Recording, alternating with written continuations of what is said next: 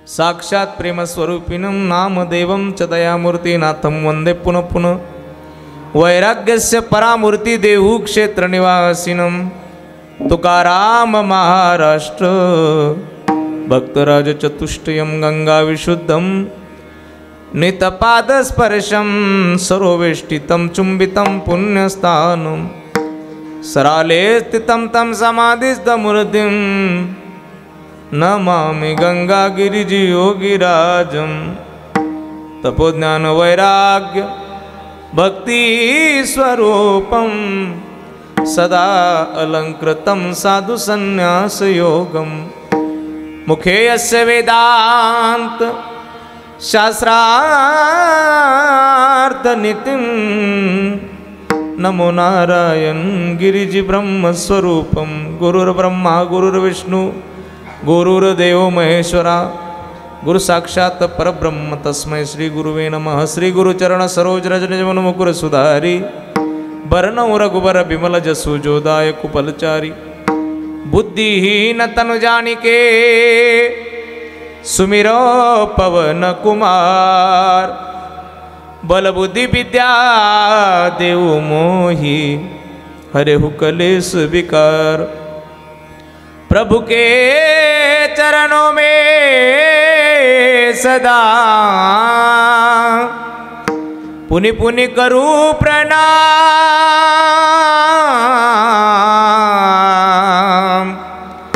ऐसी माया तारी रे मेरे प्रियतम श्याम वचन ऐका कमलापती वचन ऐका कमलापती वचन ऐका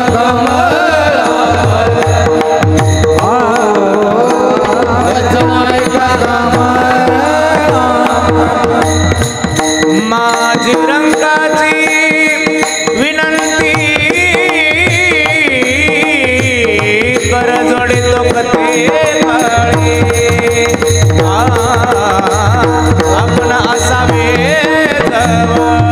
जवळी कर जोडितो कथे काळी आपण असावे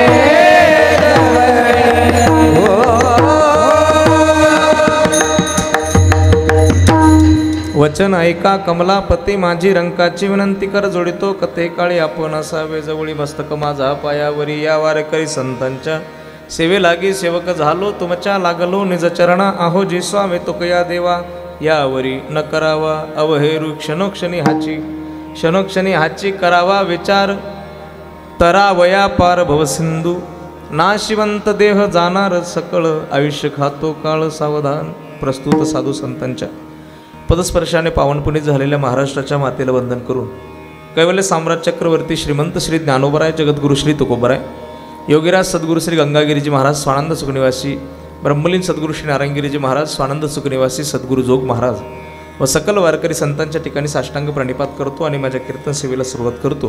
कीर्तनाला सुरुवात करण्यापूर्वी वक्ता संबंधाने काहीसा परिहार दिनक्रम प्राप्त आहे आणि म्हणून परिहार द्यायचा आहे तो असा असणाऱ्या पुण्यक्षेत्र गुंजाळवाडी या गुंजाळवाडीच्या पुण्यभूमीमध्ये राहणारा गुंजाळ परिवार आणि या परिवारातील ज्येष्ठ सदस्य कैलासवासी हरिभक्तपरायण चंद्रभान त्र्यंबक पाटील गुंजाळ आणि दुसऱ्या परिवारातील कैलासवासी गंगा भागीरथी मातोश्री बबूबाई भगवंता पाटील गुंजाळ एकाच परिवारातील असणाऱ्या या दोन सदात्म्यांच्या निमित्ताने एका आईच्या निमित्ताने एका वडिलांच्या निमित्ताने असणारा हा पिंडदानाचा दशक्रिया विधीचा सोहळा आहे। आमच्यातून आत्म्याने देहाचा त्याग केल्यानंतर क्रमशः काही दिवसानंतर काही वेळेनंतर काही विधी केले जातात ज्यातला अत्यंत महत्त्वपूर्ण मानला जाणारा हा पिंडदानाचा दशक्रिया विधीचा सोहळा आहे। आणि या गुंजाळ परिवाराच्या वतीने आपल्या आईच्या निमित्ताने आपल्या वडिलांच्या निमित्ताने पिंडदानाचा हा सोहळा समर्पित करत असताना वैदिक विधी ब्राह्मणाकडून ब्राह्मण देवतेकडून या ठिकाणी संपन्न होतच आहे झालीच आहे आणि त्या वैदिक विधीबरोबर धार्मिक विधी असावा असा या परिवाराचा अंतःकरणातला भाव आहे। हा भाव त्याच परिवारामध्ये निर्माण होतो ज्या परिवाराला वारकरी संप्रदायाची विचारधारा आहे. कारण ज्या घरात वारकरी आणि वारकऱ्यांचा विचार आहे त्या घरामध्ये प्रसंग सुखाचा असो की दुःखाचा तिथे सगळ्यात पहिल्या प्रथम केलं जातं त्याला भजन म्हणतात. आता नवनाथ भाऊ, आपल्या घरात जर बाळ जन्माला आलं तर त्याच्या पाचीबारीलाही भजन केलं जातं. ते मोठं झाल्यानंतर त्याचं नाव ठेवण्यासाठी सुद्धा भजन केलं जातं. त्याच्या वाढदिवसाला आता अलीकडे आपल्या माणसाने नवीन सुंदर परंपरा आणली आहे की वाढदिवसाला सुद्धा भजन किंवा कीर्तन केलं जातं. माणूस आमच्या घरात मोठा लहानचा होत आला की त्याच्या लग्नाच्या दिवशी सुद्धा ऑर्केस्ट्रा आता हळूहळू कमी होऊन त्या लग्नात सुद्धा भजन केलं जातं. आणि त्याच्या शेवटच्या समारोपाला त्याला स्मशानभूमीकडे घेऊन जाताना सुद्धा भजन केलं जातं. बरं, एवढंच इथं थांबत नाही आम्ही. तो गेल्यानंतर त्याच्या दशक्रियाविधीला सुद्धा भजन केलं जातं, प्रवचन केलं जातं. त्याच्या वर्षश्राद्धाला सुद्धा कीर्तन केलं जातं. त्याच्या प्रत्येक मासिकाला सुद्धा भजन केलं जातं. माणूस हा जन्माला आल्यापासून त्याच्या शेवटापर्यंत भजन केलं जातं. असं ज्याच्या जीवनात भजन केलं जातं तो परिवार आहे, तो संत विचारधारेचा परिवार आहे. आणि महाराज असं म्हणतात हे त्याच्या जीवनात घडतं जो वारकरी आहे. मी माझं बोलत नाही, महाराजांचं प्रमाण आहे. महाराज म्हणतात सुख असो की दुःख ज्याच्या जीवनात भजन आहे तोच वारकरी आहे. सुख दुःख समान सकळ जीवांचा कृपाळ,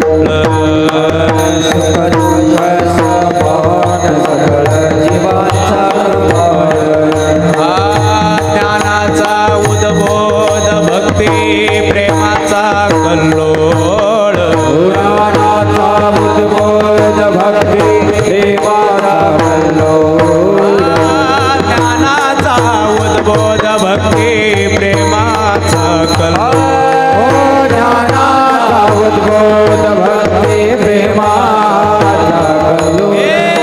धन्य जगी तोची एक हरिरंगी नाचे, रामकृष्ण वासुदेव सदा स्मरे माते. धन्य जगी तोची एक हरिरंगी नाचे, रामकृष्ण वासुदेव सदा स्मरे माते. सुख दुःख समान सकळ जीवांचा कृपाळ. बरं का, ज्ञानाचा उद्बोध भक्ती प्रेमाचा कल्लोळ. आणि हो, सुखात दुःखात भजन करणारा महाराज म्हणतात धन्य जगी तोची एक हरिरंगी नाचे. वारकऱ्याचं जीवन आहे. आणि असं वारकरी विचारधारेची परंपरा असलेला हा गुंजाळ परिवार आणि या परिवारातील सदस्य, जिला आई म्हटलं जातं, जिला माय म्हटलं जातं, मायेचा सागर म्हटलं जातं, तिला निखळ प्रेम म्हटलं जातं, ज्याला बाप म्हटलं जातं, ज्याला आधार म्हटलं जातं, ज्याच्या असल्यानंतर आम्हाला घरामध्ये त्यांनी काम नाही केलं तरी चालते पण त्यांनी बसून राहिलं तरी परिवाराला आधार वाटतो, असा बाप, असा आधारवड ज्या परिवारांचा गेलाय त्या गुंदळ परिवारातील या सदस्यांच्या अंतःकरणातली भावना की आईच्या निमित्ताने, वडिलांच्या पिंडदानाच्या निमित्ताने हे कीर्तन झालं पाहिजे. आणि एवढ्या सकाळी सकाळी हा कार्यक्रमाचा आयोजन, वास्तविक पाहता नवनाथ भाऊ, एवढ्या सकाळी सकाळी लोक जमणं फार कठीण असते. पण आपल्या सगळ्यांकडे पाहून मला असं वाटतंय गेलेले जे सदात्मे आहेत ना, त्या सदात्म्यांचं जीवन आणि त्या परिवारांचं जे समाजातील वागणूक आहे, त्या समाजाभिमुख असलेला हा जो परिवार आहे, हा परिवार या ठिकाणी दिसलेली गर्दी जी आपल्याला दिसते त्या गर्दीवरून लक्षात येते की गेलेले सदात्मे हे भगवंताच्या चरणाजवळ गेल्या वाचून राहत आहेत. आणि अत्यंत श्रद्धायुक्त अंतःकरणाने या ठिकाणी हा पिंडदानाचा सोहळा संपन्न केला जातोय. आणि त्या संबंधाने मी या ठिकाणी जो अभंग जगद्गुरू तुकोबरायांचा निवडलाय तो अभंग जगद्गुरू तुकोबरायांचा आम्हाला विचार करायला सांगतोय. पहा, समाजामध्ये प्रत्येक जीव हा विचाराभिमुखच आहे. विचार सोडून माणूस काहीच करत नाही. इथे बसलेला प्रत्येक व्यक्ती काही ना काही विचार करतोय. तुम्ही घरी निघाल्यापासून काही ना काही विचारत आहात. म्हणजे आंघोळ करता करता सुद्धा तुम्ही विचार केला असेल, आता 10व्याला यांनी कीर्तन ठेवलंय, कीर्तनकार किती वेळ कीर्तन करीन आणि काय काही माहिती नाही, काय नाही, कधी तिळ व्हायची कधी काय व्हायचं, असा विचार कोणी ना कोणी केलाच आहे. मी पण घरून निघताना विचार केलाच. मला टायमिंग 7:30चा दिला पण 8:30 वाजू शकतात. विचार केला ना. विचार केल्याशिवाय कोणीच जगत नाही. विचाराशिवाय माणसाचं जीवन नाही. मग कोणी चांगला करीत असेल, कोणी वांगला करत असेल, पण विचार केल्या वाचून माणूस राहत नाही. पहा, एवढंच नाही, आपण सुद्धा व्यवहारामध्ये एखाद्याला म्हणतो महाराज काय सांगावं, अहो माणसं इतके विचारी पाहायला भेटतात पण कधी कधी काही मूर्खांची अशी गाठ पडते, अजिबात विचार त्यांच्याकडे नाही, अविचारी माणसं आहेत. पण अविचारी आम्ही त्याला म्हणतो, कधी म्हणतो, जेव्हा तो त्याचा एखादा विचार आमच्या समोर मांडतो तो आम्हाला पटत नाही म्हणून आम्ही त्याला अविचारी म्हणतो. मग त्याने मांडलेला विचार आम्हाला पटला नाही म्हणून तो अविचारी झाला आमच्या दृष्टीने. पण त्याने जो मांडला तो पण विचारच आहे, म्हणजे तो सुद्धा विचार करतोच. विचार केल्याशिवाय कोणाचं जीवन आहे? आणि इथे बसलेले माणसं तुम्ही आम्ही सुद्धा एक विचार सगळे कॉमन विचार करतो. तो विचार म्हणजे प्रपंचाचा आहे. प्रपंच हा अशी गोष्ट आहे जिचा विचार करून मनुष्य आयुष्यभर त्याचं जीवन समर्पित करत असतो. पहा, संतांनी तर सावध केलंय. काय सावध केलं? की बाबा हा विचार करू नको, तू विचार चांगला कर. चांगला विचार अर्थात परमात्म्याच्या भजनाचा विचार कर, जेणेकरून तुझी गती परमेश्वराच्या चरणावरती जाईल. आणि तो विचार करत असताना तुला फक्त भगवत चिंतनाचाच नाही तर परोपकाराचा विचार सुद्धा करणं गरजेचं आहे. जर तू परोपकाराचा विचार करत असशील तर तुझी गती चांगली असेल. कारण या जगामध्ये अशी अनेक माणसं झालीत ज्यांनी भगवंताचं चिंतन खूप कमी केलंय.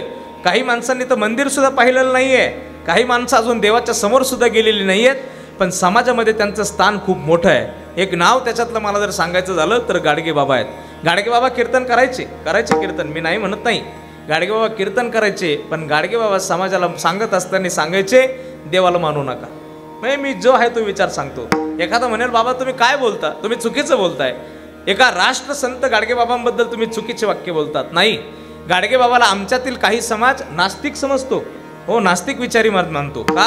गाडगेबाबांचे विचार तसे होते. मी नेहमी एक दृष्टांत सांगतो, ऐका. पंढरपूरची वारी असायची आणि पंढरपूरच्या वारीमध्ये सगळे लोक पांडुरंगाचं भजन करत करत पंढरीला जायचे. आता दिंड्या पंढरपूरला चालल्या की त्या भजन करत चालतात. सगळ्या दिंड्या पुढे चालायच्या आणि गाडगेबाबाची एक दिंडी सगळ्या दिंड्यांच्या मागच्या मुक्कामाला राहायची. आणि गाडगेबाबांबरोबर 10-12 साधक असायचे. गाडगेबाबांचे साधक त्यांना विचारायचे, बाबा हे पुढे चाललेले वारकरी किती गोड भजन करतात, ज्ञानोबा तुकोबरायचं चिंतन आहे, भजन आहे. बाबा कोणी काकडा गातय हो, बाबा कोणी हरिपाठ गातय हो, बाबा कोणी किती सुंदर अभंग गातय हो. आणि हे माणसं भजन करत पुढे चालले ना, आपण का मागे चालतो, आपण त्यांच्याबरोबर का नाही? त्यावेळी गाडगेबाबाचा विचार आहे, विचार ऐकून जा. गाडगेबाबा म्हणायचे, बाबा अरे हे पुढे चाललेली माणसं ज्ञानोबा तुकोबरायचं भजन करतात, अभंग गातात, हा त्यांचा परमार्थ आहे. हा काय? त्यांचा परमार्थ आहे. मग आपला? गाडगेबाबा म्हणायचे, बाबा हे पुढे चाललेले माणसं भजन करतात, हा त्यांचा परमार्थ. आणि हे पुढे गेल्यानंतर जी घाण मागं ठेवतात ती घाण स्वच्छ करणं हा आपला परमार्थ. परमार्थाची व्याख्या पाहत असता संतांनी जर विचार पाहिले तर संतांच्या प्रत्येक संतांचे आम्ही विचार पाहत जर चाललो तर परमार्थाच्या व्याख्या वेगवेगळ्या पद्धतीनं मांडल्या. मग गाडगेबाबा पंढरपुरात गेले की त्यांचं कीर्तन ऐका बरं, मी सांगतो. गाडगेबाबा पंढरपुरात गेले की वाळवंटात कीर्तन करायचे. तर इतकं नाव गाडगेबाबांचं होतं, इतके प्रसिद्ध होते की बाबाच्या कीर्तनात लाखोचा समाज बसायचा. वाळवंटात कीर्तन, पुंडलिकरायाचं मंदिर डाव्या बाजूला आहे, उजव्या बाजूला पांडुरंगाचं मंदिर आहे. आणि असा वाळवंटात चंद्रभागेच्या तीरावरती लाखोचा समाज बसायचा. अगदी पिनड्रॉप सायलेन्स, टाचणी पडेल तर आवाज येईल इतकी शांतता आहे. एवढ्या वेळी मी सांगेल तर अतिशक्ती ठरणार नाही. शुभम महाराज, अक्षरशः बाबा बोलायला लागल्यानंतर चंद्रभागा माई सुद्धा शांत व्हायची, तिचा सुद्धा पाण्याचा आवाज व्हायचा नाही, इतकी शांतता. आणि मग बाबा बोलायला लागले की त्यांचं भजन असायचं. पहा, तुम्ही ऐकलंय सगळ्यांनी, ते भजन खूप प्रसिद्ध आहे. गोपाला गोपाला देवकी नंदन गोपाला, गोपाला गोपाला देवकी नंदन गोपाला, रे गोपाला गोपाला देवकी नंदन गोपाला. गोपाला गोपालाचं भजन, टाळावर टाळ, दगडावर दगड आपटून लोक भजन करायचे. एक टाळी वाजायची आणि भजनाने वातावरण शुद्ध व्हायचं. आणि मग गाडगेबाबा कीर्तन करायला सुरुवात करायचे. सर्वांगाचे कान करून कान माझ्याकडे ठेवा, मी परमार्थ सांगतोय, प्रापंचिकाने करायचा. गाडगेबाबा बोलायला लागले ना तर गाडगेबाबा लोकांशी बोलताना मले तुलेची भाषा बोलायची. विदर्भाचे होते, लातूरचे. गाडगेबाबा बोलताना लोकांना म्हणायचे, का रे लोका हो, तुम्ही पंढरपुराले कशाले आले रे? खाली बसलेले लोक म्हणायचे, बाबा काय प्रश्न विचारता हो, पंढरपुराले कशाले आले? म्हणजे पंढरपुराले पांडुरंगाचे दर्शनाले आलो ना. मग बाबा म्हणायचे, का रे झाले का तुम्हाला पांडुरंगाचे दर्शन? खाली बसलेले लोक म्हणायचे, होय बाबा. बरं, का रे पांडुरंगाचे दर्शनाले तुम्ही गेले, पांडुरंग काय करत होते रे तुमचे? लोक म्हणायचे, बाबा पांडुरंग उभे होते विटेवर. बरं मला सांगा, का रे तुमचे पांडुरंग जर विटेवर उभे होते तर त्याला आंघोळ कोण घालते रे? लोक म्हणायचे, बाबा पांडुरंगाले आंघोळ पुजारी घालते. बर मग तुमचे पांडुरंगाले गण कोण लावते? लोक म्हणायचे पांडुरंगाले गण पुजारी लावते. बर मग तुमचे पांडुरंगाले कपडे कोण घालते? लोक म्हणायचे काय प्रश्न विचारता हो बाबा तुम्ही? जर पांडुरंगाले आंघोळ पुजारी घालते, पांडुरंगाले कपडे जर पुजारी घालते, ते गंध पुजारी लावते, तर पांडुरंगाले कपडे पुजारी घालते ना? पुजारी घालते. काही प्रश्न विचारता तुम्ही? मग बाबा एक वाक्य बोलायचे, तेवढं वाक्य तुम्ही अंतःकरणात बांधून माझं घरी घेऊन जा. गाडगे बाबा म्हणायचे का रे लेकाओ, अरे तुमचे पांडुरंगाले कपडे कोण घालते? लोक म्हणायचे पुजारी घालते. मग बाबा म्हणायचे का रे लेकाओ, जर तुमचे पांडुरंगाले त्याचे हाताने त्याचे डोंगणाले धोतर नाही नेसता येत, तर तुमचे पांडुरंग तुम्हाला काय देईन रे? हे गाडगे बाबाचं वाक्य पंढरपुराच्या वाळवंटामध्ये आणि पांडुरंगाचं भजन करत त्याच्या दर्शनाला गेलेल्या वारकऱ्यांमध्ये असायचं. गाडगे बाबा हे वाक्य बोलत असताना कोणाला घाबरत नव्हते. त्याचं कारण आहे का? गाडगे बाबा हे वाक्य बोलत असताना त्यांच्या शब्दाच्या मुळाशी ज्ञान आहे.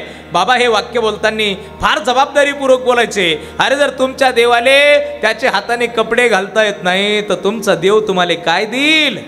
आणि गाडगे बाबाच्या उजव्या हाताला एक सद्ग्रस्त उभा आहे. बेंबीपर्यंत दाढी आहे, गोट्यापर्यंत धोतर आहे, 3 बटनाचा शर्ट आहे, काळं जॅकेट घातलेलं आहे. आणि त्या व्यक्तीच्या खांद्यावरती गाडगे बाबा हात ठेवायचे, म्हणायचे याले देव कळाला. अरे याले देव कळाला, याले परमार्थ कळाला. याच्यासारखा परमार्थ कुणी केला नाही. अरे याच्यासारखा परमार्थ शिका, असा देव करा. कसा? गाडगे बाबा म्हणायचे अरे याने लोकांच्या लेकरासने शिकवण्यासाठी स्वतःच्या संसाराची राख रांगोळी केली रे. याने दुसऱ्याच्या लेकरासने शिकवण्यासाठी प्रपंचाची राख रांगोळी करून टाकली. त्या सत्पुरुषाचं नाव आहे रयत शिक्षण संस्थेचे संस्थापक कर्मवीर भाऊराव पाटील. कर्मवीर भाऊराव पाटलांकडे पाहून गाडगे बाबांनी समाजाला परमार्थ सांगावा. तो परमार्थ असा होता की जगासाठी जीवन जगणं, त्याला परमार्थ म्हणतात. मग मला सांगू द्या तुम्हाला, मला माहिती नाही नवनाथ भाऊ की कर्मवीर भाऊराव पाटलांनी कधी पांडुरंगाला मानलं की नाही. मला हे नाही माहिती की कर्मवीर भाऊराव पाटील कधी मंदिरात गेले की नाही. मला हे सुद्धा माहिती नाही की कर्मवीर भाऊराव पाटलांनी कधी भजन केलं की नाही. ते देवाला मानत होते की नाही मला हे माहिती नाही.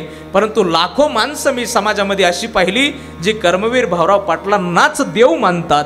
मग जर कर्मवीर भाऊराव पाटील मंदिरात न जाता देव झाले, तर देव होण्याचं कारण काय? याचा आधी कधी विचार केलाय मी? कधी विचार केलाय? मला सांगू द्या. हा कर्मवीर भाऊराव पाटील देव होण्यामागचं एकच कारण आहे, आणि ते कारण म्हणजे दुसरं तिसरं काही नाही. तुकोबरायांच्या शब्दाप्रमाणे त्यांचं वागणं आहे, तुकोबरायांच्या शब्दाप्रमाणे त्यांचं जगणं आहे. काय वागणं आणि काय जगणं? तुकोबराय म्हणतात तुका म्हणे फार थोडा तरी परोपकार, थोडा तरी परोपकार, थोडा तरी परोपकार.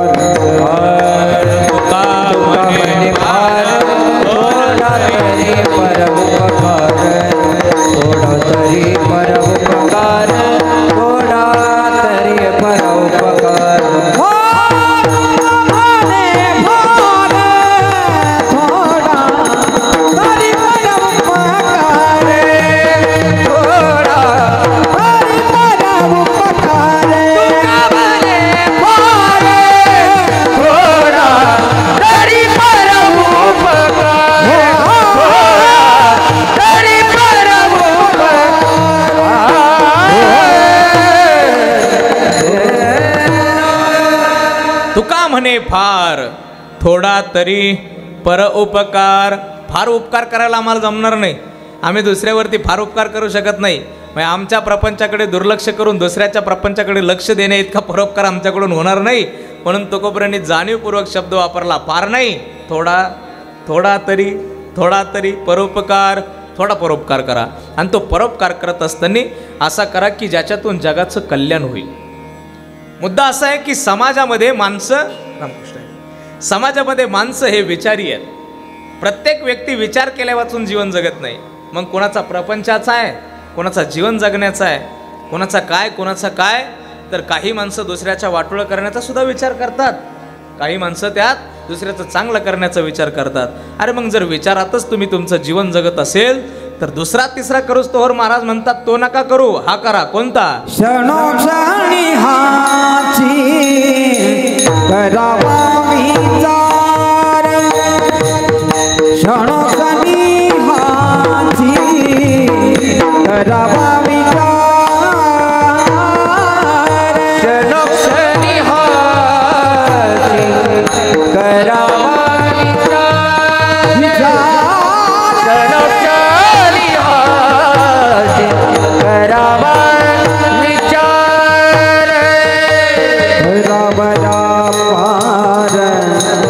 पार भवसिंधु रावया पार भवसिंधु रावया पार भवसिंधु रावया पार भवसिंधु नासिवंत देह दाना रस नासिवंत देह दाना रस रावया पार भवसिंधु रावया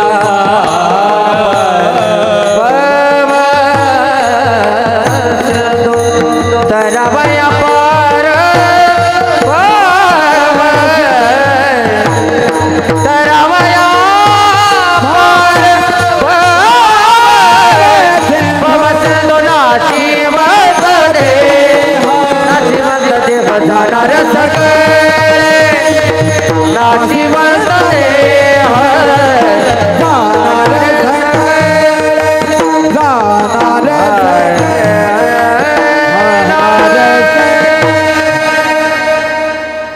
करायचाच विचार तर मग हा कर. कुठला?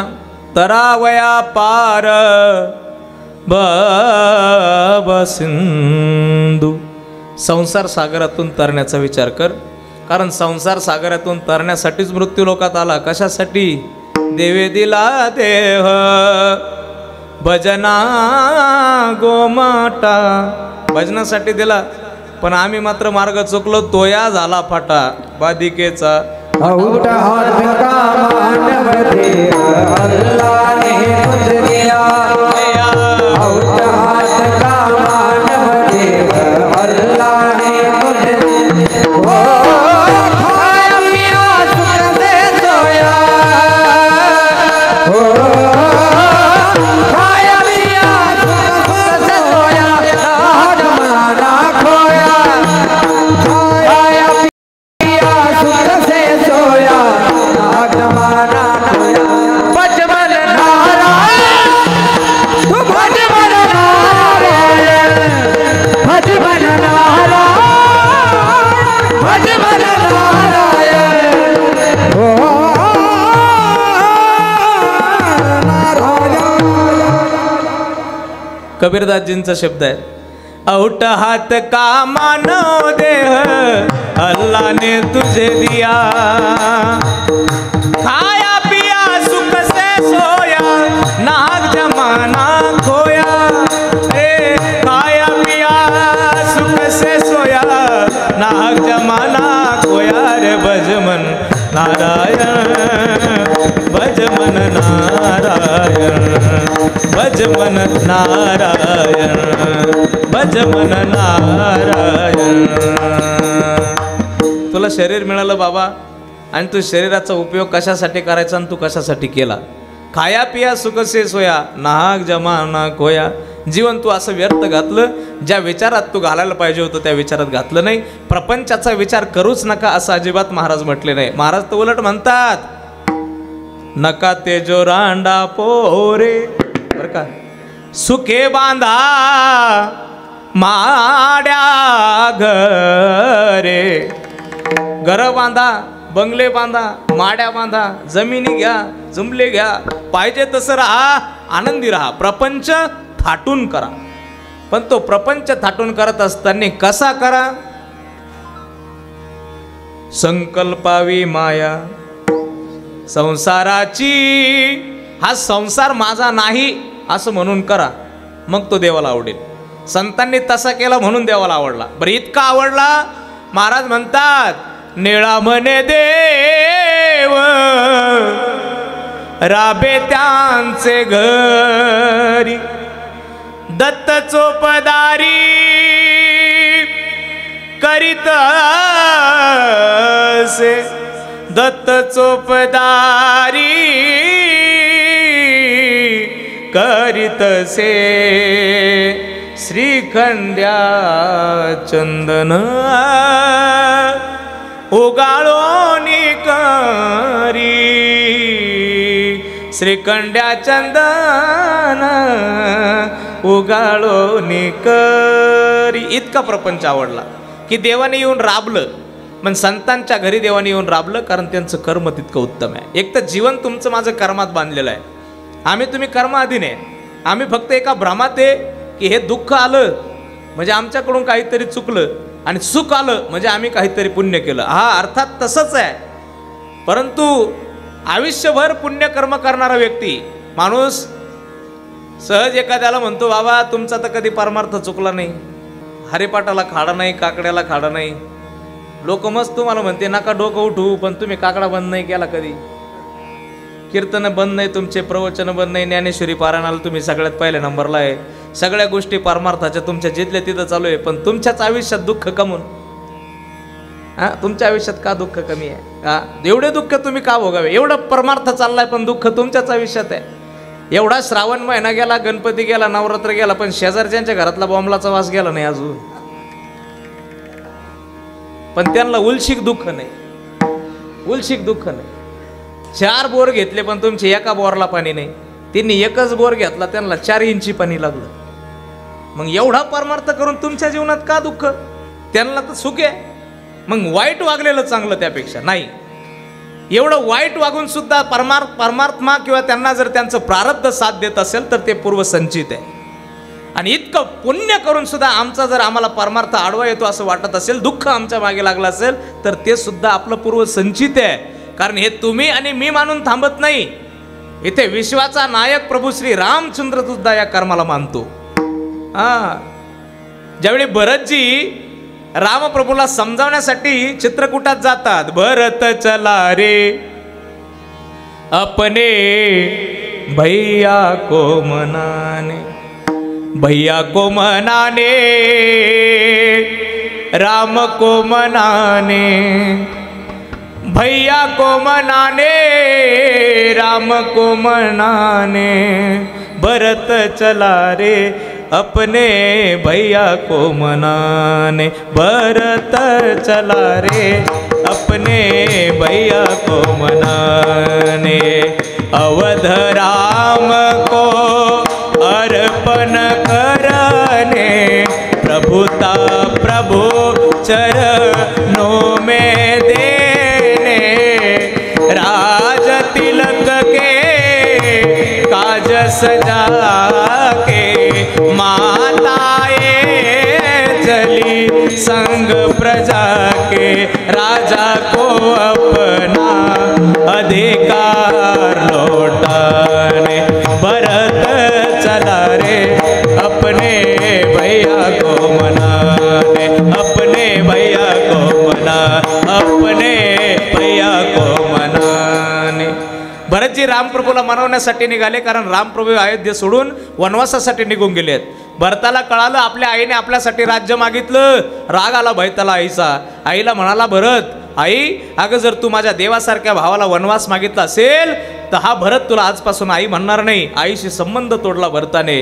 आता प्रजेला घेऊन निघाला होता भरत रामप्रभूला भेटण्यासाठी आता चित्रकूटाच्या जवळ जाऊन पोहोचले होते. रामप्रभूंच्या लक्षात आलं की माझा भरत मला भेटण्यासाठी येतो. भरतासाठी रामप्रभू आता डोळ्यात तेल घालून भरताची वाट पाहत होते. सगळी प्रजा आता भरताबरोबर निघाली होती आणि रामप्रभूच्या समोर येऊन भरत उभा राहिले होते. धावले होते भरत, प्रभूच्या चरणावरती पडले होते, लोटांगण घेतलं होतं. प्रभूजीला चरणावरती पडून भरतजी रडत होते आणि रामप्रभूंनी दोन्ही खांदे धरून भरताला उभं केलं होतं. भरता रडू नको, भरता का रडतोस? त्यावेळी भरतजी म्हणू लागले, प्रभू या पापी भरतामुळे तुम्हाला वनवास मिळालाय. हे माझ्या बारकाव्याने ऐका, मी कर्माधीन सांगतोय, जीव आपण कर्माधीन आहोत. भरत रडू लागले तर रामप्रभू म्हणतात भरता रडू नको, का रडतो? भरतजी सांगतात ह्या पापी भरतामुळे तुम्हाला वनवास मिळाला. माझ्या आईला जर कदाचित माझ्यासाठी राज्य मागण्याची इच्छा झाली नसती ना प्रभू, तर तुम्हाला सुद्धा वनवास मिळाला नसता, तुम्हाला नसता मिळाला वनवास. अहो मी काय राज्य सांभाळणार प्रभू?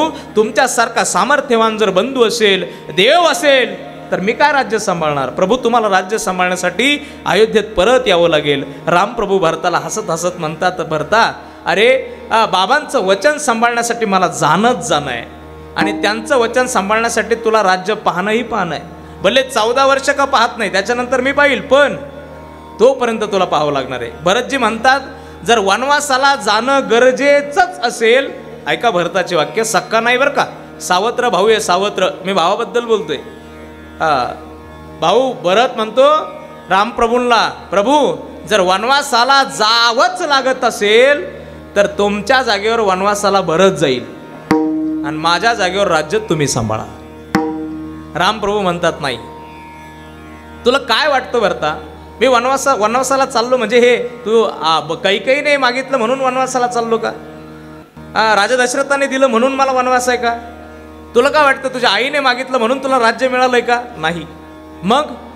मग रामप्रभूचे जे शब्द आहेत, गीत रामायणामध्ये गदी माडगुळकरांनी ते शब्द लिहिलेत आणि सुधीर फडकेंनी म्हणजे बाबूजींनी ते स्वरबद्ध केलेत.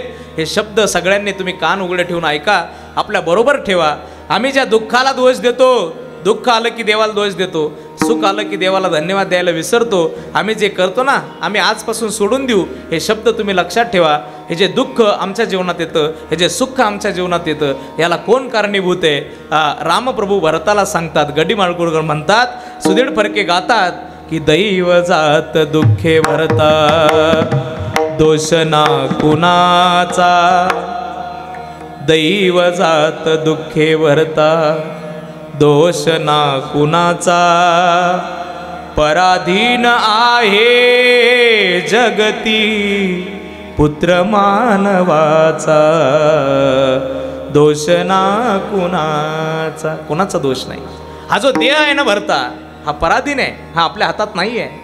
माय कैकई ना दोषी नवे दोषितात, माय कैकई ना दोषी नवे दोषितात, राज्य त्याग कानन यात्रा असे कर्म जात, खेळ चालला रे माझ्या पूर्व संचिताचा, पराधीन आहे जगती पुत्र मानवाचा, दोष ना कुणाचा. मला वनवास मिळाला ना भरता, मला वनवास मिळाला हे माझे कर्म आहेत. जरा मरण यातून सुटला कोण प्राणी जात, दुःख मुक्त जगला का रे कुणी जीवनात. कोण मृत्यूपासून सुटलं, कोण दुःखापासून सुटलं? कोणीच सुटलं नाही भरता. अरे नदीतून वाहत जाणारे दोन ओंडके, दोन ओंडक्याची होते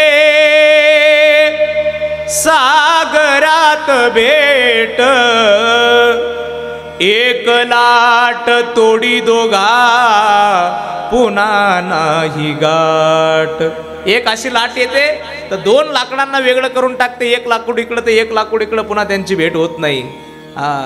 काय शोक करीशी वेड्या स्वप्नेच्या क्षयाचा, पराधीन आहे जगती पुत्र मानवाचा. रडू नको भरता, हे प्रारब्ध आहे तुझं आणि माझं. नको आसू ढाळू भरता, पुसलोचनासी,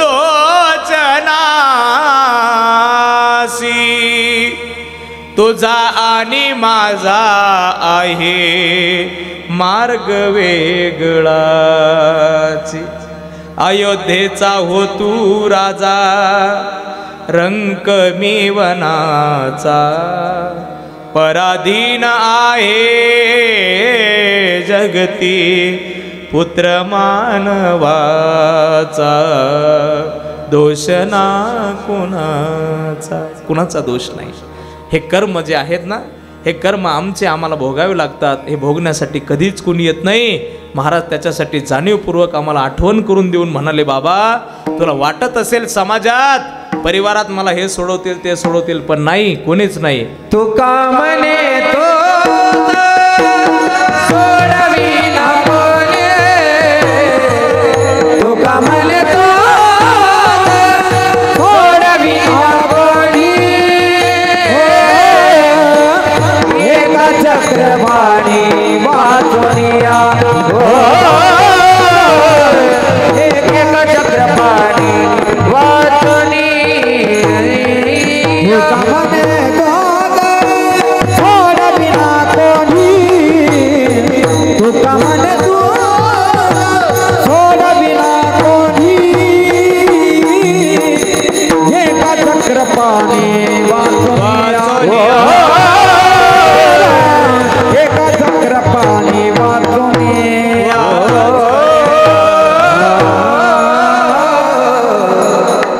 कोणी सोडवणार नाही, परमात्म्याशिवाय आम्हाला कोणी सोडवणार नाही, आणि दुसरं मायबापाच्या आशीर्वादाशिवाय आमचं कोणी कल्याण करणार नाही. म्हणून पहा, आज जो गुंजाळ परिवार इथे आपल्या आईच्या वडिलांच्या निमित्ताने हा दशक्रिया विधीच्या निमित्ताने एवढा सोहळा करत आहे.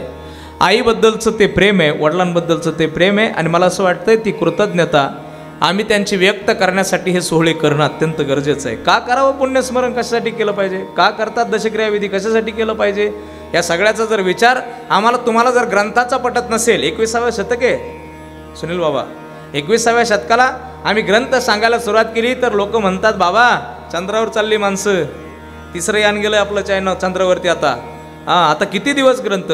मग ऐका, ग्रंथाच्या पुढे जाऊन तुम्हाला पटेल असा विचार सांगतो. जर आमचे ग्रंथ सांगतात ते आपल्याला पटत नसेल, का करतात पुण्यस्मरण.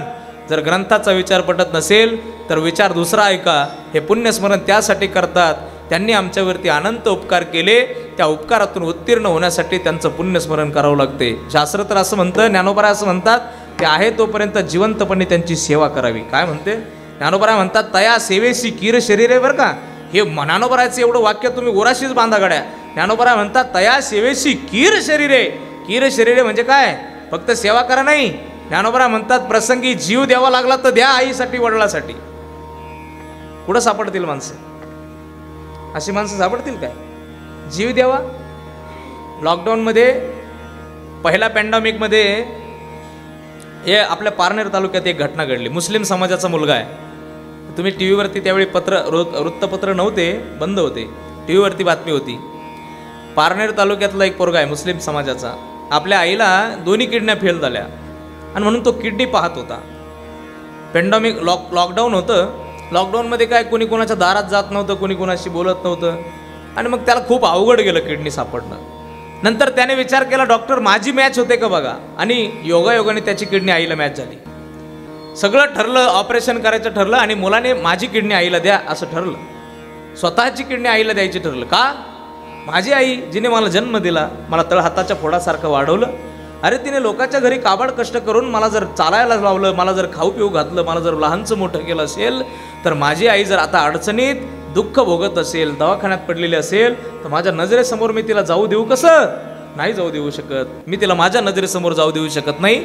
मुलाने एका मिनिटात निर्णय घेतला, माझी किडनी माझ्या आईला द्या, आणि मग ऑपरेशन करायचं ठरलं. पोराचं ऑपरेशन झालं. हे काय मी दंतकथा सांगत नाही, सर्च करा तुम्हाला सापडेल.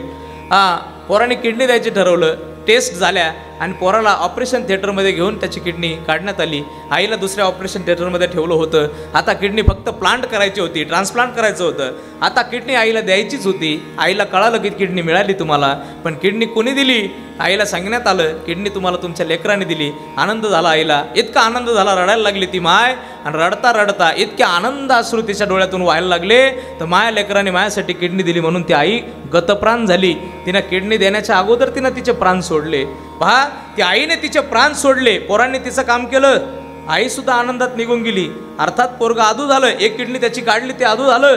पण महाराज ज्ञानोबरांचे शब्द मला आठवतात, पोरगा मुस्लिम समाजाचा आहे, ज्ञानोबराचे शब्द मला आठवतात. ज्ञानोबरा म्हणतात तया सेवेसी कीर शरीरे लोन कीजे. आईसाठी वडिलांसाठी आम्हाला आमचा जीव द्यावा लागला ना, तर परिणामी द्यावा, आणि त्या पोराने तेच केलं. मी गेलोच चालेल बाबा, पण माझ्या आईला जिवंत माझ्या समोर ठेवायचं म्हणून स्वतःची किडनी दिली. ही सेवा मायबापाची आहे, आणि या मायबापाच्या सेवेच्या परे जगाच्या पाठीवर दुसरा परमार्थ नाही. मग आम्ही जो करतो तो परमार्थ नाही असं मला अजिबात म्हणायचं नाही. मी ते डिनाय करत नाही. परमार्थ तोच आहे जो आम्ही करतो. मंदिरात जाऊन भजन करणं हा परमार्थ आहे. हरिपाठ वाचणं हा परमार्थ आहे. वारी करणं परमार्थ आहे. कीर्तन करणं परमार्थ आहे. ज्ञानेश्वरीचं नित्य वाचन करणं परमार्थ आहे.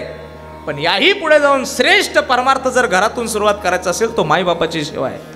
आणि हा समाज इथे जो मला दिसतो ना, या परिवाराचं आपल्या आईवरती असलेलं प्रेम, या परिवाराचं आपल्या वडिलावरती असलेलं प्रेम या समाजाकडे पाहून मला या ठिकाणी दिसतंय.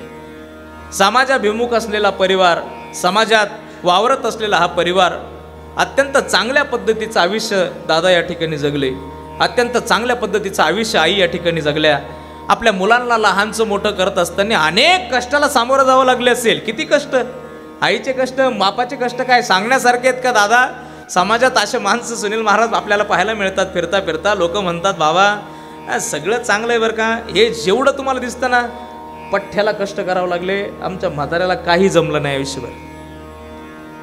आणि असे माणसं आजही पाहायला मिळतात. मला त्याचं दुर्दैव वाटतं. इतकं प्रबोधन करून सुद्धा समाजात असे घटक आहेत शिल्लक की जे आपल्या आईला ते क्रेडिट देत नाही, आपल्या वडिलांना ते क्रेडिट देत नाही. अरे बाबा, त्यांनी जन्म दिला हाच सगळ्यात मोठा उपकार आहे. जन्म दिला आईने मला, उपकार हा मोठा झाला. याच्यापेक्षा काय उपकार करायला पाहिजे होता? तिने जन्म देऊन सगळ्यात मोठा उपकार केला दादा. वडिलांनी तुला सांभाळून खूप मोठा उपकार केला आणि त्यांची कृतज्ञता, त्यांनी आम्हाला आयुष्यभर सांभाळलं म्हणून त्यांच्या उपकारातून उत्तीर्ण होत असताना आमच्या शरीराची कातडी काढून जरी चपला दिल्या करून तर उपकार फिटत नाही असं म्हणतात. मग त्यांच्या उपकारातून आम्ही उत्तीर्ण होऊच शकत नाहीत का? नाही. ते आहेत तोपर्यंत त्यांची सेवा करा आणि गेल्यानंतर त्यांचं यथासांग क्रिया कर्म संपन्न करा. त्यांच्या उपकारातून उत्तीर्ण होण्याचं हे साधन आहे आणि म्हणून हे आम्ही करत आहोत. आणि म्हणून हा परिवार या ठिकाणी आईच्या वडिलाच्या उत्तीर्ण होण्यासाठी हे करतोय. आणि हे करत असताना आम्ही करत असताना, हे संसार जगत असताना, संसारात जीवन जगत असताना आम्ही कधीतरी परमार्थासाठी सुद्धा वेळ देणं गरजेचं आहे. कारण जीवन हे त्याच्यासाठी आहे. शरीर उत्तम चांगले, शरीर सुखाचे घोसले, शरीरे साध्य होय केले, शरीरे साधिले परब्रह्म. इतकं सुंदर शरीर परमात्म्याने त्याच्या चिंतनासाठी दिलं, त्याचा विचार करण्यासाठी दिलं. आणि म्हणून महाराज म्हणतात ते पण करा आणि हे पण करा. काय करा? हाची करावा विचार, तरावया तार पार, भवसिंधूनातून भवसिंधूतून तरुण जाण्यासाठी तुम्ही हा वेळोवेळी, मिनटाला, क्षणाला, वर्षाला नाही, म्हणजे सप्ताह टू सप्ताह विचार नाही करायचा. तसं गुंजळवाडी गावामध्ये तसं विचार करायची गरज पडतच नाही. आता गुंजळवाडीमध्ये सप्ताही चालू आहेत. मला वाटते 3-4 सप्ते होतात आपल्याकडे, बरोबर ना बाबा बन्सी बाबा? 4 सप्ते होतात. आणि त्याच्या व्यतिरिक्त इतर उत्सवांना कीर्तनही भरपूर होतात, भजनही भरपूर होतात आणि परमार्थ हा सुरूच आहे. आणि म्हणून वर्षानुवर्ष इथं म्हणता येणार नाही, महिन्यानुमहिने म्हणता येणार नाही. आठवड्याच्या आठवड्याला काही ना काही सेवा आहे. पण महाराज म्हणतात आठवड्याच्या आठवड्याला विचार करू नका, महिन्याच्या महिन्याला करू नका, वर्षाच्या वर्षाला करू नका, क्षणाला करा. कारण क्षणाला का करा? कारण कोणताच क्षण तुमच्या हातातला नाहीये. कधी तुम्हाला कोणता क्षण घेऊन जाईल, क्षणभंगूर नाही भरवसा. घ्या रे सावध तोडा माया. अशा कोणत्या मिनिटाला जाल सांगता येत नाही. म्हणून प्रत्येक क्षणाला त्याचं चिंतन करा. कारण हा देह कसा आहे? नाशिवंत देह जाणार सकळ, नाशिवंत देह जाणार सकळ. हो नाशिवंत देह जाणार सकळ, नाशिवंत देह जाणार सकळ. आयुष्य खातो काळ सावधान, आयुष्य खातो काळ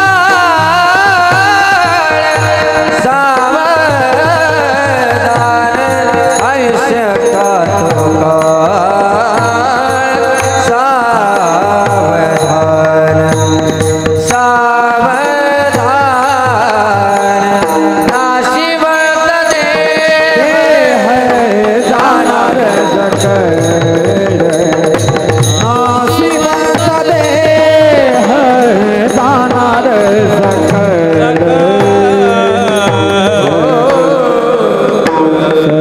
विचार क्षणाला विचार याच्यासाठी करा.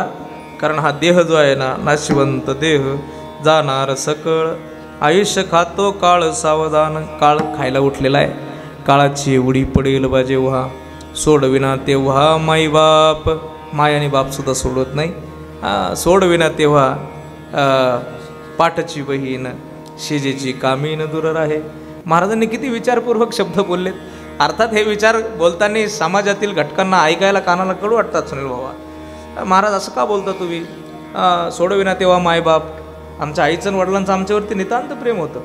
पण महाराजांचं म्हणणं वेगळं आहे. महाराजांचं म्हणणं असं आहे, शेवटच्या क्षणापर्यंत आम्ही त्यांची सेवा करतो, त्यांना वाचवण्याचा प्रयत्न करतोच. पण ज्यावेळी काळ येतो ना, त्यावेळी काळाच्या समोर मात्र कुणीच आम्हाला कुणालाच सोडू शकत नाही. आम्ही त्यांना सोडू शकत नाही आणि ते आपल्याला सोडू शकत नाही. हा महाराजांचा त्यातला मतीत अर्थ आहे. मग जिथे सिकंदरासारख्याला सोडलं नाही, जिथे रावणासारख्याला सोडलं नाही, जिथे रामप्रभूंच्या पूज्य पिता श्री राजा दशरथाला सुद्धा काळाने सोडलं नाही, मग त्या काळापासून आम्हाला कोणी वाचवू शकत नाही. आम्ही भ्रमात आहे. याचं माझ्यावर प्रेम आहे आणि त्याचं माझ्यावर प्रेम आहे. प्रेम कुणी कोणावरती करत? तुम्ही करता कोणावर प्रेम? तुमचं कोणावर प्रेम आहे का? नाही. मग मोगमत चाललं काय सगळं? कोणीतरी कोणावर तरी प्रेम करतच ना. आता इथं जर मी विचारलं तुम्ही कोणावर प्रेम करता, तुम्ही कोणावर प्रेम करता, कोणाचं उत्तर काय, कोणाचं उत्तर काय? जे हुशार आहेत ते शांत बसून राहतील, ते बोलणार नाहीत, आहे की नाही? याच्यावर म्हणतो त्याला राग, त्याच्यावर म्हणतो त्याला राग. पण मला माहिती आहे, मी सांगतो कोणाचंच कोणावर प्रेम नाही. माझं सुद्धा कोणावर प्रेम नाही. तर मुलावर सुद्धा नाही, बायकोवर सुद्धा नाही, आईवर सुद्धा नाही. हे बोलण्यापुरतं आहे माझ्या आईवरती माझं प्रेम आहे, हे बोलण्यापुरतं आहे माझ्या मुलावरती माझं प्रेम आहे. हे फक्त आम्ही बोलू शकतो, प्रत्यक्ष प्रेम करू शकत नाही. माणूस प्रेम करतो कुणावर? स्वतःवर. स्वतःच्या पुढे जाऊन माणूस कधीच कोणावरती प्रेम करत नाही. आणि मी ते सिद्ध करून देईल तुम्हाला. कदाचित तो विनोद ठरेल, विनोदी अंगाने असेल, पण लक्षात घ्या, बारकाव्याने ते गोष्टी तुम्ही कानात आणि मनात भरून ठेवा. एक साधू जंगलामध्ये तपश्चर्या करायची, मी नेहमी सांगायचो.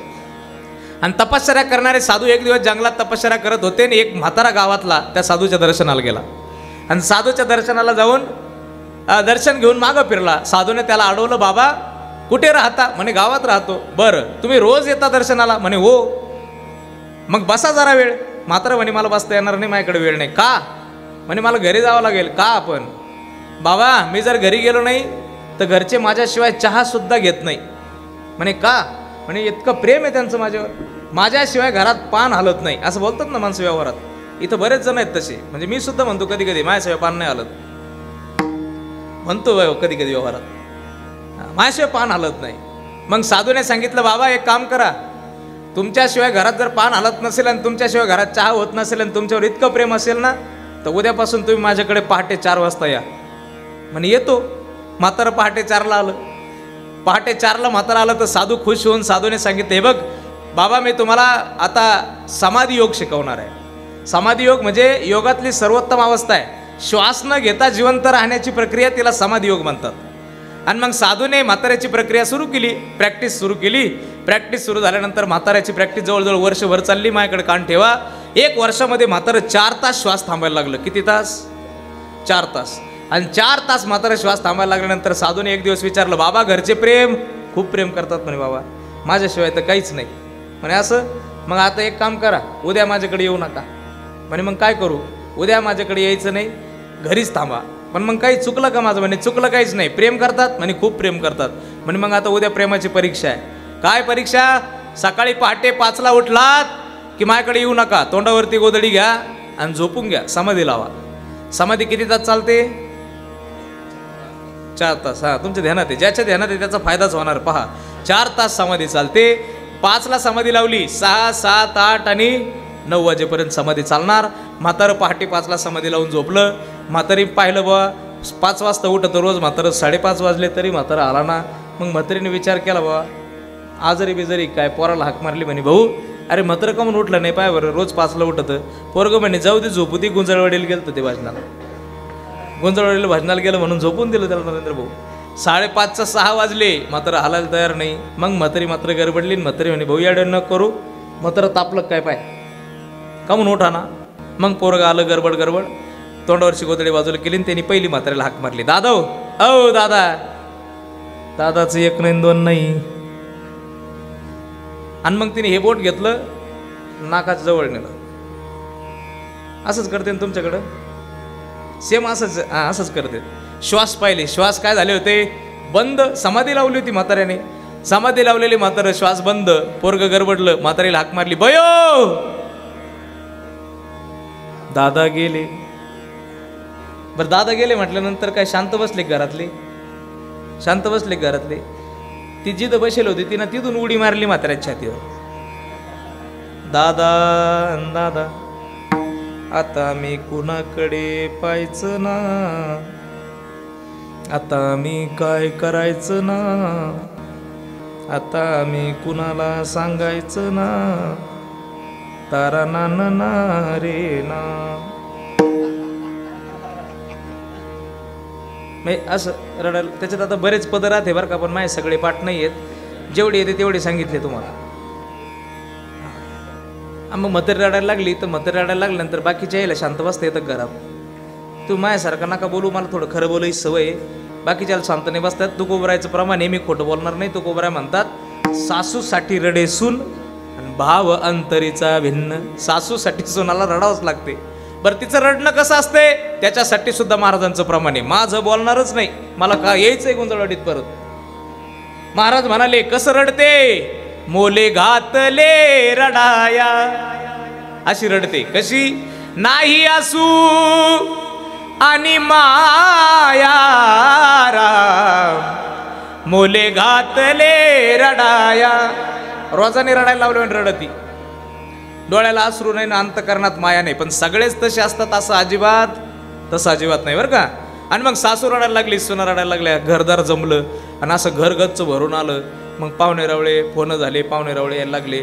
मग ते रडणं सुद्धा इतकं धोरणबाज राहतं तुम्हाला सांगतो. आता मी ते लगेच सगळं सांगणार नाही, वेळ गेलाय संपून आपला, ते रडणं मी सांगणार नाही. आणि मग सगळे रडायला लागले, एक एक माणसं यायला लागले, पाहुणे यायला लागले. 5ला म्हातारं गेलं, 6ला कळलं, 7 वाजेपर्यंत सगळे आले. म्हातारं आंघोळीला बाहेर काढलं आणि बाहेर आंघोळीला काढल्यानंतर मग सगळ्यात पहिली त्याला काय राहते, आंघोळ. आता आंघोळीला मग ते पाणी गरम का गार, गरम पाणी. बरं त्याच्यात इसन नाही टिसन नाही भाऊ. म्हातारं गरम पाण्याने धुवून काढलं यांनी, ते चटके बसले. आता म्हातारं मरेल होतं का हे दृष्टांतात चाललं बरं का, हे दृष्टांतात चाललेले. तुम्ही लक्षात ठेवा, माझ्याकडे लक्ष ठेवा. असं कधी होत नाही आणि असं कधी होणार सुद्धा नाही. फक्त प्रेमाबद्दल बोलतो, ते पण हे सांगण्याची गरज तेव्हा पडली जेव्हा मी तुम्हाला विचारलं प्रश्न, तुम्ही प्रेम कोणावर करता. तुम्ही सगळे गप्प झाले, बोलले नाही ना, म्हणून मला सांगावं लागलं. हे नाही तर मी हे सांगणार नव्हतो. ऐका, म्हाताऱ्याची आंघोळ झाली, तिथून उचललं, तिरडीवरती बांधायला आणलं. मग बांधायचा कार्यक्रम चालू झाला. बांधताना मग ते कसं बांधते, ढिल्ल, शिवाजी भाऊ ढिल्ल बांधते का, ढिल्ल नाही बांधते, आवळून बांधते. आवळून इतकं आवळून बांधते ना, इतकं आवळून बांधते तसं काय ते सुटून येणार आहे परत. आणि मग असं बांधून चालवलं आणि मग बांधायला लागलं तर ते म्हाताऱ्याला सुतळी रुतायला लागली. माझ्याकडे पाहत्रा, म्हाताऱ्याला सुतळी रुतायला लागली. इतकी रुतली म्हातारं पडल्या विचार करायला लागलं, गाड्या साधूचा ऐकून बसला खरा तू. पण आता जर हा वेळ येत नाही आला, हे घरचे तुला जिवंत जळून येतील. इतक्यात साधूचा आवाज आला, म्हणे बांधू नका म्हटल्यानंतर सगळे सावध झाले. म्हाताऱ्याच्या जीवात जीव आला. पळड्या म्हातारं म्हटलं बरं झालं वाचला गाड्या तू आता. आणि मग साधू म्हणे बांधू नका. घरचे म्हणे बाबा असं का करता, माणूस गेलं म्हणजे त्याला न्यावंच लागते, जाळवंच लागते बाबा, प्रकृतीचा नियम आहे, असं का करता. साधूने सांगितलं माझ्यात सामर्थ्य आहे, जरी तो गेला असेल माझं भक्त आहे, मी त्याला जाऊ देत नाही म्हणजे जिवंत करणार म्हटल्यानंतर सगळे सावध झाले. बाबा करा जिवंत. साधून सांगितलं जा घरातून कोणीतरी दूध घेऊन या. एक जण पळत गेला, फुलपात्र भरून दूध घेऊन आला. साधूच्या हातात ठेवलं. माझ्याकडे पात्रा, प्रेम सांगतो रे, प्रेम माझ्याकडे लक्ष ठेवा रे, खरं सांगतो रे तुम्हाला प्रेम. असं फुलपात्र भरून पातेलं ते असं दूध ठेवलं. साधूने खिशात हात घातला, कमंडोलूत हात घातला, एक पुडी बाहेर काढली, त्याच्यात कालवली, काय अंगारा काय नव्हता, पिठी साखर होती बरं का, अशी कालून घेतली. साधू म्हणे हवा मी औषध तयार केलं, हे औषध कोणीतरी घ्या. हे औषध जो घेईल तो जाईल म्हणजे घरी नाही, गोईंग टू यमपुरी. हे औषध जो घेईल तो जाईल आणि जो गेलेला आहे तो उठून उभा राहील. कोण घेत हाय की इथं कोणी आहे का, असला तर नाव नंबर देऊन ठेवा भाऊ. असा कधी प्रसंग आला तर फोन करीन तुम्हाला. हाय काय नाही, तुम्हाला शपथ खोटं नाही सांगत. शिव महाराज पाहुण्या रावळ्यांनी तर गाड्यालाच केका मारल्या. गाड्या थांबणंच नको, चट उद्या कळण काय झालं. जिन तीन जीस त्याची मंडळी पाहिली, तू पहिली पुढं वय. मग साधू म्हणे मदरील म्हणे तुम्ही घेता का बा, तुम्ही लय रडत होत्या. मग तरी म्हणे भाऊ मला घेऊन चालन का, ना तो काय माय वाचून राहत आहेत का इथं, ना तो माय वाचून राहत नाही भाऊ, मला नाही घ्यायचं यायचं, तू आपलाच घे. साधू म्हणे नसन कोणी घेत काळजी करू नका, मी घेऊ का. घरचे म्हणे घ्या, जगाच्या कल्याणा संतांच्या विभूती, देह कष्ट विती परोपकारी. बाबा घ्या म्हणे घ्या, तुम्हाला तरी कुठं कोणी मागणं पुढं दटवलं घोडं तुमचं. घ्या म्हणे गुंजळवाडीच्या त्या रस्त्याच्या कडाला मंदिर बांधू तुमचं, घ्या. मग साधूने फुलपात्र तोंडाला लावलं. माझ्याकडे पाहत्रा मी फक्त प्रेम सांगतोय, कदाचित हा विनोद असेल पण याचा बारकाव्याने विचार करा. साधूने फुलपात्र तोंडाला लावलं, साधूने ते दूध पिऊन घेतलं आणि दूध पिल्यानंतर साधूने म्हाताऱ्याला हाक मारली, दादा उठा. म्हातारं ताट शिरी उठून बसलं आणि त्यांनी सगळा झालेला प्रकार पाहिला. कोणी त्याच्यासाठी दूध घेतलं, कळलं तुम्हाला. कुणी कुणी दूध घ्यायला पुढं सरकलं हे त्यांनी पाहिलं सगळं. आणि मग म्हातारं ताडशिरी उठून उभं राहिलं. आता मला एक प्रश्न आहे, म्हातारं जिवंत झाल्यानंतर किती आनंद व्हायला पाहिजे? आनंद व्हायला पाहिजे की नाही तुम्हाला? लोक ते आनंद राहिला बाजूला त्या साधूकडे पाहून राहिले. 5 मिनिटं झाले दूध पिऊन हमारा ना कमवून. लोक इतके क्वालिटी, इतके भंगार क्वालिटीचे लोक आहेत लोक महाराज. जितकं आपण त्यांचं चांगलं करू ना, ते फक्त चांगलं होस्तोवर आपले. त्यांचं एकदा ज्या दिवशी एखाद्या वेळी तुम्ही वाईट विचार करा, लोक तुमच्या विरोधात झाल्या वाचून राहणार नाही. मग याच्यातून फक्त एक सिद्ध होतं, प्रेम माणूस फक्त स्वतःवर करतो. इथे आम्हाला सोडवण्यासाठी कोणीच आलं नाही. इथे आम्हाला सोडविल तर ते संत विचार आणि भगवंताचं चिंतन, आणि म्हणून ते विचारानेच आपल्याला मुक्त होता येईल. म्हणून ते विचार आपल्याला करायचा आहे. विठोबा रखुमाई जय जय हरि जय जय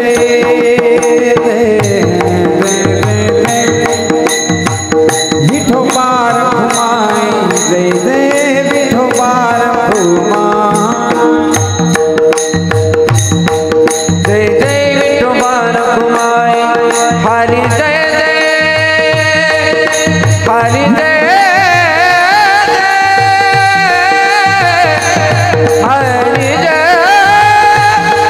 हरी जय हरी जय विठोबा रखुमाई. हरि जय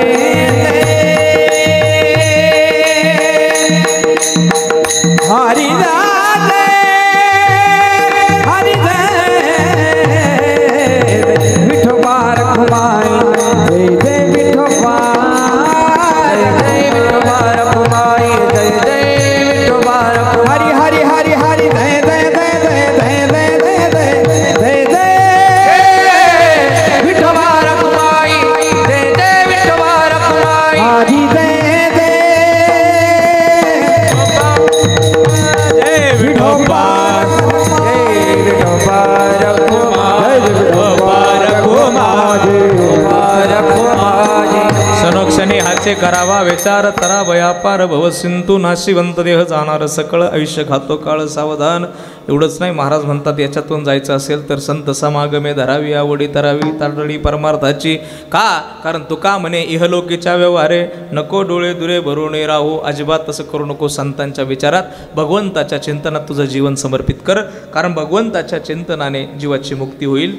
कारण जगाच्या पाठीवरती कलयुगात एकच मार्ग सांगितला. बाबा तुलसीदासजी सुद्धा म्हणतात ना, कलयुग केवळ हरी गुण गावा पावत नर भव तरहि पावा. मंगल भवन अमंगल हारी द्रव उषुध शरत अजिर बिहारी. सीताराम चरित अति पावन मधुर सुरस अरु अति मन भावन. कलियुगात फक्त भगवंताचं चिंतन आहे, ते चिंतन करा. असं सुंदर आणि अत्यंत गोड असं जीवन जगून आज या ठिकाणून जे आमच्यातून गेले त्या मातोश्री गंगा भागीरथी बबूबाई भगवंता पाटील गुंजाळ आणि पूज्य पिताश्री कैलासवासी हरिभक्तपरायण चंद्रभान त्र्यंबक पाटील गुंजाळ यांना आज आपल्यातून 10 दिवस पूर्ण झाले. आणि या परिवारातील सदस्य कैलासवासी चंद्रभान त्र्यंबक पाटील गुंजाळ यांचा परिवार, त्यामध्ये त्यांच्या पत्नी गंगा भागीरथी जिजाबाई चंद्रभान पाटील गुंजाळ, त्यांचे बंधू श्री सूर्यभान हरिभक्तपरायण सूर्यभान दादा गुंजाळ, हरिभक्तपरायण परशुराम त्र्यंबक पाटील गुंजाळ, त्यांची मुलं श्री नवनाथ चंद्रभान पाटील गुंजाळ, श्री बाळासाहेब चंद्रभान पाटील गुंजाळ, त्यांच्या सुना सौभाग्यवती सुनीताताई नवनाथ पाटील गुंजाळ, सुलोचना बाळासाहेब गुंजाळ, त्यांचे नातू महेंद्र गणेश योगिताताई, किरण सुरेखाताई आणि पल्लवीताई आणि समस्त गुंजाळ परिवार. त्याचबरोबर मातोश्री गंगा भागीरथी बबूबाई भगवंता पाटील गुंजाळ यांच्या परिवारातील त्यांचे सदस्य, त्यामध्ये त्यांचे मुलं श्री दगडू भगवंता पाटील गुंजाळ, त्यांची मुलगी अलकाताई रामनाथ पाटील गुंजाळ, त्यांच्या सुना, नातू, नातवंड, फार मोठा परिवार आहे. बेबीताई दगडू पाटील गुंजाळ सून आहे. त्यांचे नातू आहेत सुनीताताई विलास थोरात, बाळासाहेब लक्ष्मण गुंजाळ, रावसाहेब लक्ष्मण गुंजाळ, राजेंद्र दगडू पाटील गुंजाळ, संजय दगडू पाटील गुंजाळ, संतोष दगडू पाटील गुंजाळ, भाऊसाहेब लक्ष्मण पाटील गुंजाळ, त्यांचे पुतणे आहेत बाळू सखाराम पाटील गुंजाळ, गबाजी सखाराम पाटील गुंजाळ, नातू आहेत भरत विष्णू गुंजाळ, सुभाष कारभारी गुंजाळ, त्यांचे मुलगा आहे भारत सुखदेव पाटील हसे आणि गेनुबाई तुकाराम गुंजाळ, अशोक सुखदेव हसे आणि बबन तुकाराम गुंजाळ. त्याचबरोबर गंगा भागीरथी किसनबाई देवराम पाटील जगताप, त्यांची कन्या आहे. किसन दत्तू पाटील गुंजाळ, त्यांचे नातू आहेत. समस्त गुंजाळ परिवार फार मोठे मोठे परिवार आहेत आणि या मोठ्या मोठ्या परिवारातील गेलेल्या या मातोश्री, गेलेले पूज्य पिताश्री, या दोघांच्या आत्म्यास भगवंताच्या चरणावरती जागा मिळावी एवढीच सदिच्छा, सद्भावना, श्रद्धांजली परमेश्वराच्या चरणावरती समर्पित करतो. परमेश्वरा, आम्ही केलेली ही जी सेवा आहे, ही सेवा तुझ्या चरणावरती घे आणि आमच्यातून गेलेल्या सदात्म्याला तुझ्या चरणावरती तू जागा दे, अशी सदिच्छा, सद्भावना या दशक्रिया विधीच्या पिंडदान सोहळ्याच्या निमित्ताने मी या ठिकाणी व्यक्त करतो. योगीराज सद्गुरू गंगागिरीजी महाराजांच्या चरणावरती व्यक्त करतो.